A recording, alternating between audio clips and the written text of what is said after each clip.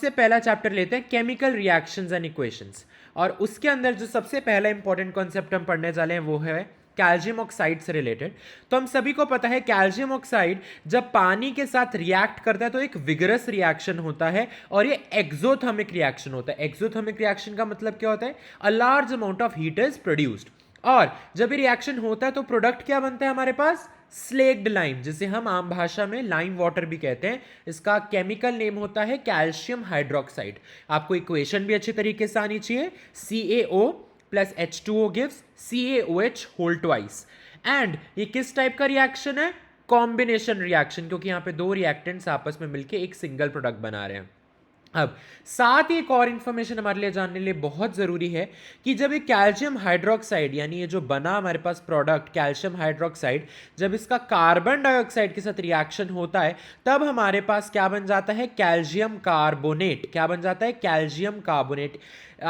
वही तभी तो हम कहते हैं कि कैल्शियम ऑक्साइड के सोल्यूशन को क्यों यूज़ किया जाता है वाइट वॉशिंग में के लिए, क्योंकि जब वाइट वॉश हो जाती हैं वॉल्स तो 2-3 दिन बाद कार्बन डाइऑक्साइड के साथ रिएक्ट कर करके ये जो कैल्शियम हाइड्रोक्साइड है क्या बना देता है? अ शाइनी वाइट कलर का चीज that is called calcium carbonate, और ये calcium carbonate is responsible to give shiny finish to the walls. Okay, and एक जनरल आपको वैसे पता होना चाहिए, साथ में पानी भी बन रहा है, और साथ ही कैल्शियम कार्बोनेट मार्बल में भी पाया जाता है, चौक में भी पाया जाता है, और लाइमस्टोन में भी। ओके, अब जल्दी से चलते हैं नेक्स्ट चैप्टर की ओर, एसिड्स बेसिस एंड सॉल्ट्स। इसके अंदर जो पहला इंपॉर्टेंट कॉन्सेप्ट हम पढ़ने वाले हैं, ऑब्वियसली आगे सीरीज और आएंगी तो उसमें और कॉन्सेप्ट्स भी आएंगे, बट फिलहाल हम इसमें ये वाला ये पार्ट 1 में ये देखेंगे।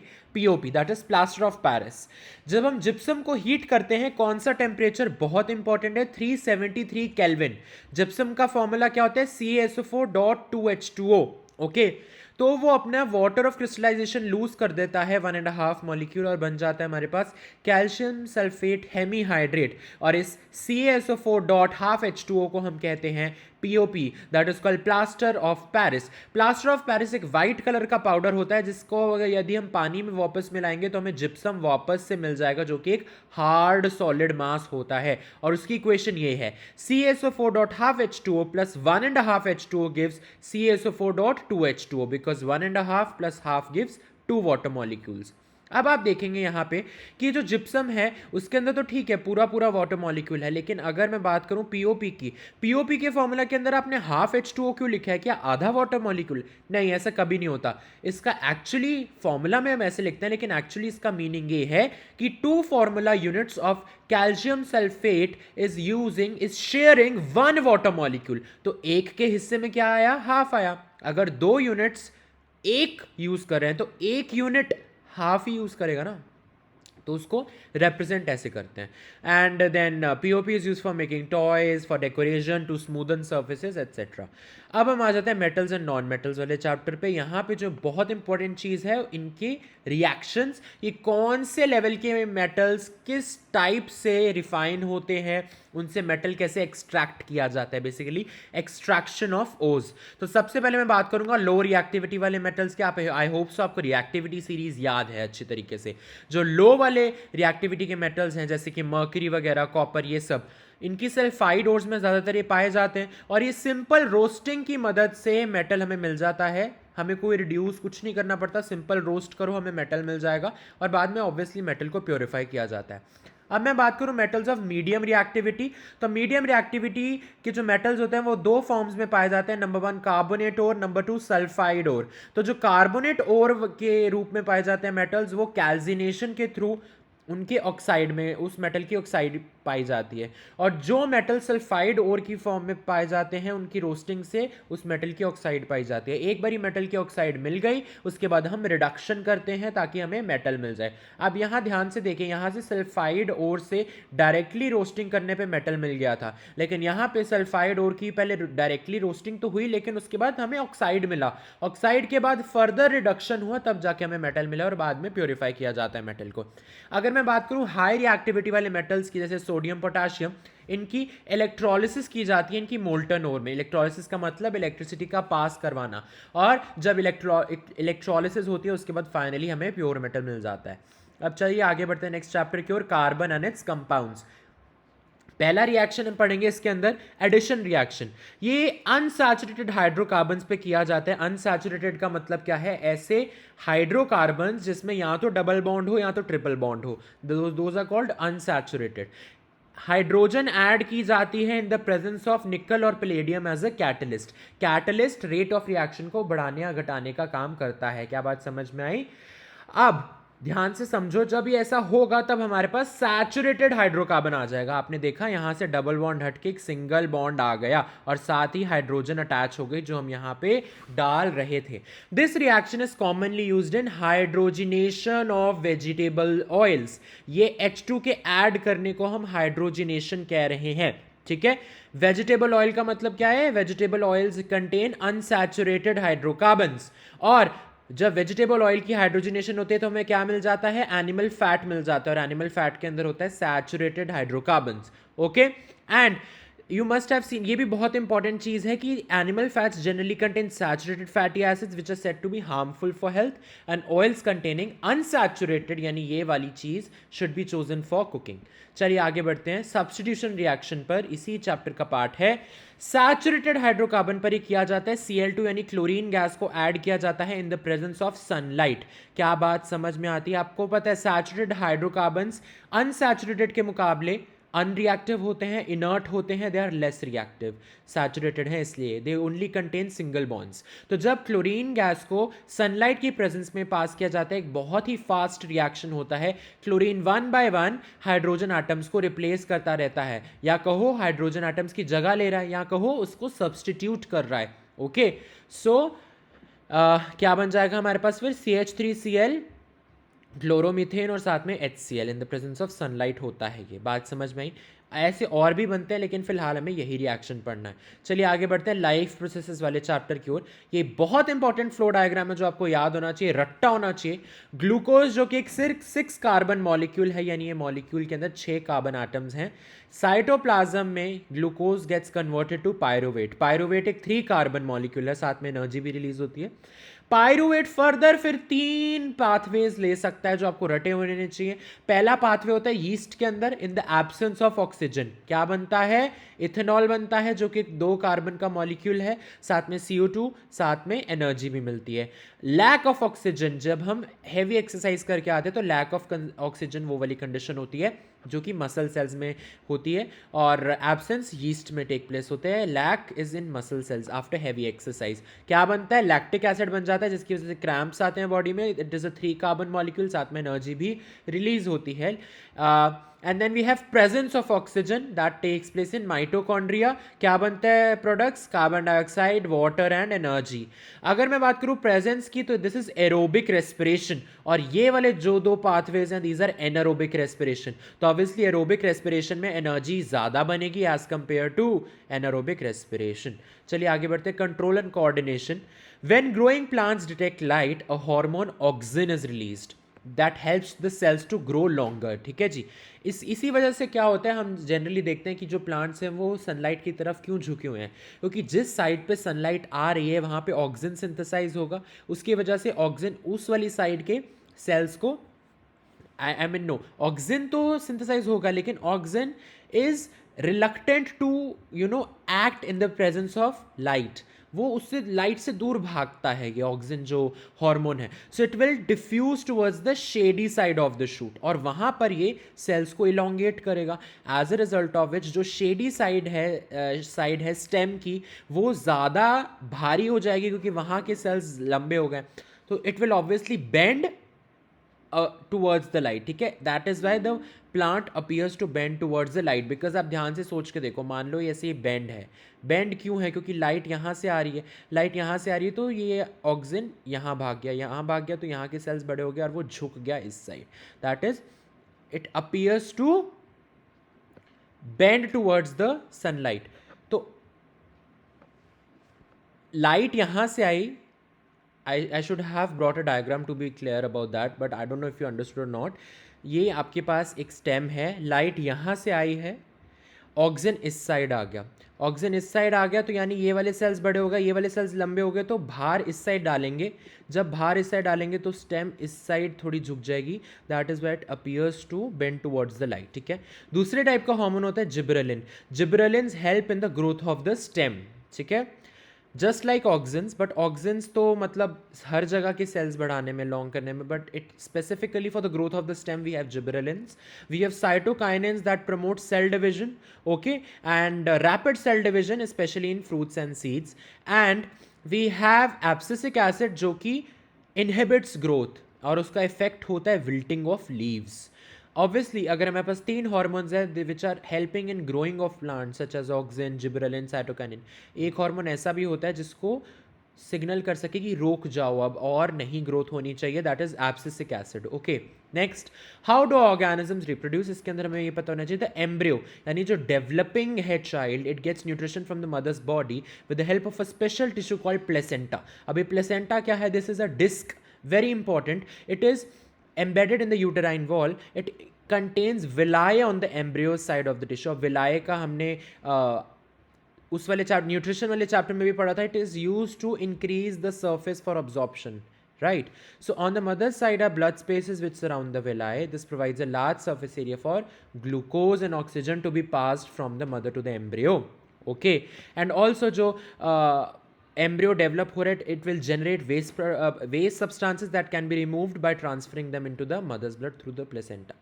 So placenta के दो काम हैं, number one is the removal of the waste substances and number two, second is the providing the nutrition to the developing embryo, okay। and the child is born as a rhythmic contraction and relaxation of the muscles in the uterus। and then heredity, heredity के अंदर हमें ये जानना बहुत ज़रूरी है that most human chromosomes have a maternal and a paternal copy। तो एक पेयर बनता है, पेयर के अंदर एक maternal से आती है, एक फादर से, that is called paternal copy, and we have 22 such pairs. लेकिन एक पेयर ऐसा होता है जिसे हम सेक्स क्रोमोसोम्स कहते हैं, it is not a perfect pair. इस सेक्स क्रोमोसोम वाले पेयर के अंदर एक तो नॉर्मल साइज का होता है और एक छोटे साइज का होता है। तो the short one chromosome is called the Y chromosome and the normal sized one is called the x.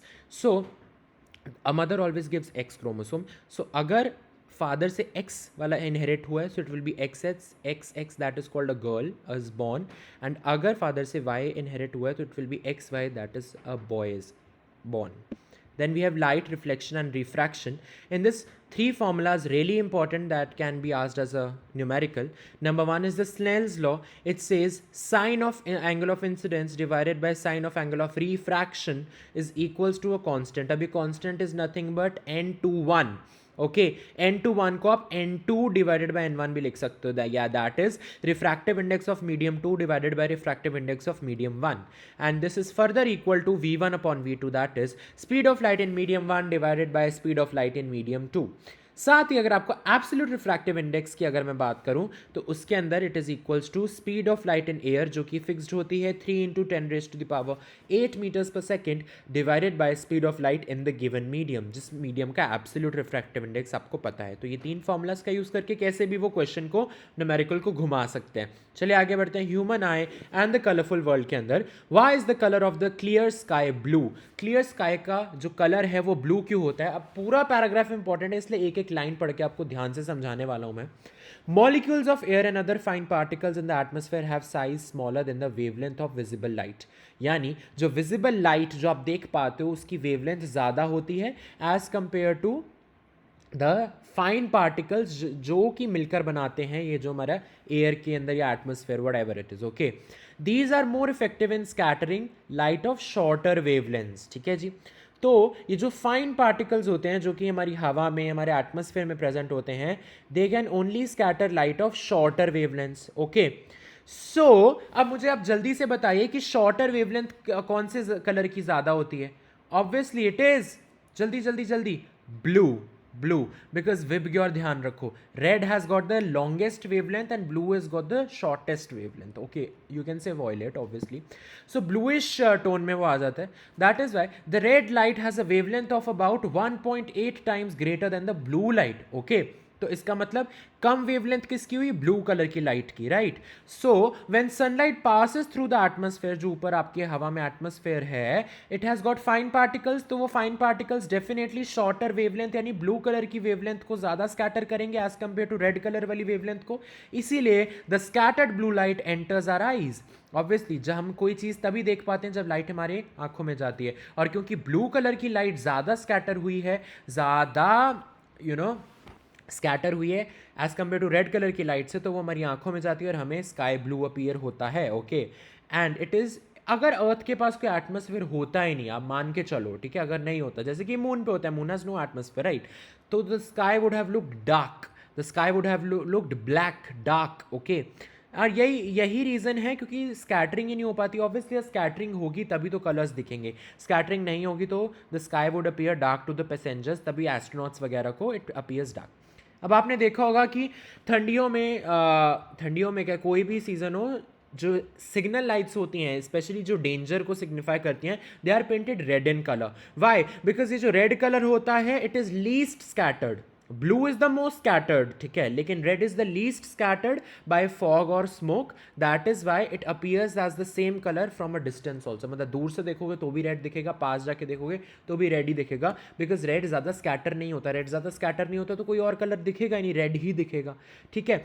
अब ब्लू ज़्यादा होता था तो पूरा स्काई हमें ब्लू दिखता था, रेड वगैरह हमें नहीं दिखता, लेकिन रेड, अब ये इस केस में देखिए दोनों का फ़ायदा है, ज़्यादा स्कैटर होगा तो ये फ़ायदा है, कम स्कैटर होगा तो ये फ़ायदा है, दोनों जगह एडवांटेजेस हैं। नेक्स्ट, इलेक्ट्रिसिटी चैप्टर में जो आपको पहला फॉर्मूला अच्छी तरह से पता होना चाहिए पावर का, 3 है, VI square V by R, कोई भी दो क्वांटिटीज गिवन हो आप उस अकॉर्डिंग पावर का फॉर्मूला लगाओगे, ठीक है जी। और साथ ही हमें एक और चीज़ पता होनी चाहिए, पावर को जब हम टाइम से मल्टीप्लाई करते हैं, यानी वॉट, पावर का ऐसे यूनिट होता है वॉट, टाइम का होता है सेकंड, यानी वॉट सेकंड को अगर आप वॉट सेकंड को आप जूल्स भी लिख सकते हो, ठीक है, वॉट इंटू सेकंड को आप जूल्स भी लिख देते हो, तो जब आप वॉट और सेकंड को मल्टीप्लाई करोगे, ठीक है, तो आपके पास एनर्जी आएगी, commercial unit of energy is kilo watt hour, ठीक है, तो 1 किलो वॉट क्या आर क्या हो जाएगा, किलो वॉट का मतलब क्या है 1000 वॉट, हम ऐसे यूनिट में कन्वर्ट करें, आर में कितने सेकंड्स होते हैं, 1 आर में कितने सेकंड्स होते हैं 3600 सेकंड्स, जब आप इसको मल्टीप्लाई करोगे और आपके पास आ जाएगा 3.6 इंटू 10⁻⁶, आप ऐसा भी लिख सकते हो 360000 वॉट सेकंड, और वॉट सेकंड को हम जूल्स लिख देते हैं, तो ये है कि हम जूल्स में कैसे कन्वर्ट कर सकते हो, तो ये कन्वर्जन आई आप कर सकते हो, और ये किलो वॉट आर को हम यूनिट भी कहते हैं, ठीक है जी। चलिए आगे बढ़ते हैं magnetic effects of electric current पे, इसके अंदर हम बात करेंगे very important topic that is called solenoid. Solenoid is what, it is basically in the form of a cylinder, a coil of many circular turns of copper wire, क्या बात समझ में आई, और इसका सब कुछ ना सेम होता है as compare to bar magnet, ठीक है जी, इसके मैग्नेटिक फील्ड लाइंस भी बार मैग्नेट जैसे ही होते हैं, ठीक है।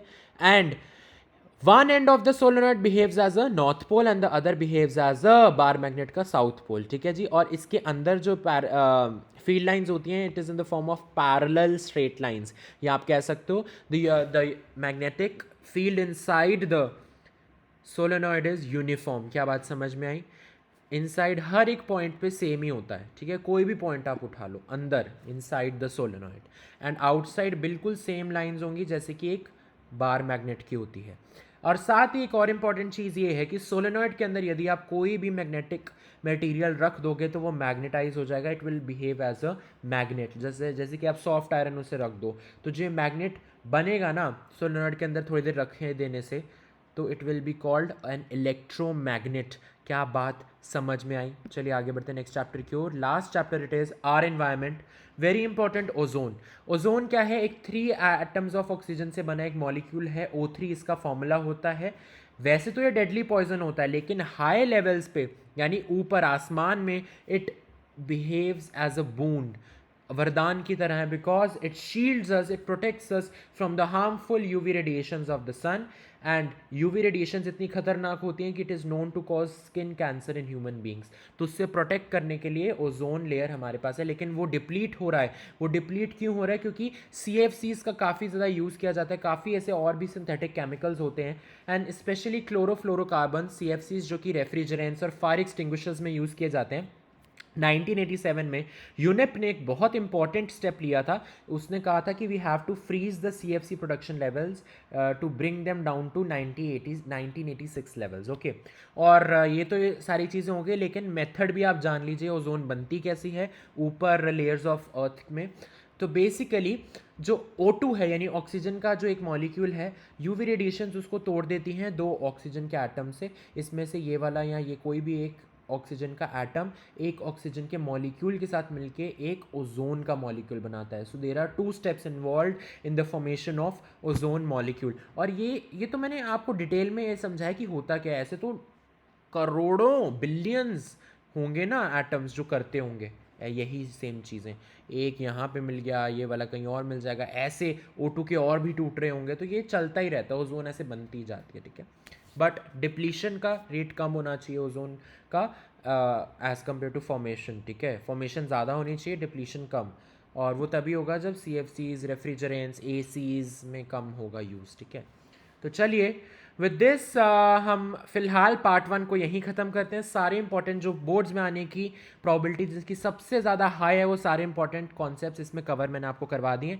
ऐसी और भी इन सीरीज़ में पार्ट्स आते रहेंगे। उसके लिए क्या करना है, आपको चैनल को सब्सक्राइब करना है, नोटिफिकेशन बेल ऑन रखनी है ताकि कोई भी वीडियो आपकी मिस ना हो जाए। फिर बाद में मत कहना कि सर आपने पढ़ाया था इन सीरीज़ में और वो सच्ची में बोर्ड एग्जाम में आ गया और हम नहीं करके गए थे तो हमसे नहीं हुआ। You all can score 100 on 100 in science board exam with this series. So all the very best dear students, and I know you all are going to rock in the board exams. All the best.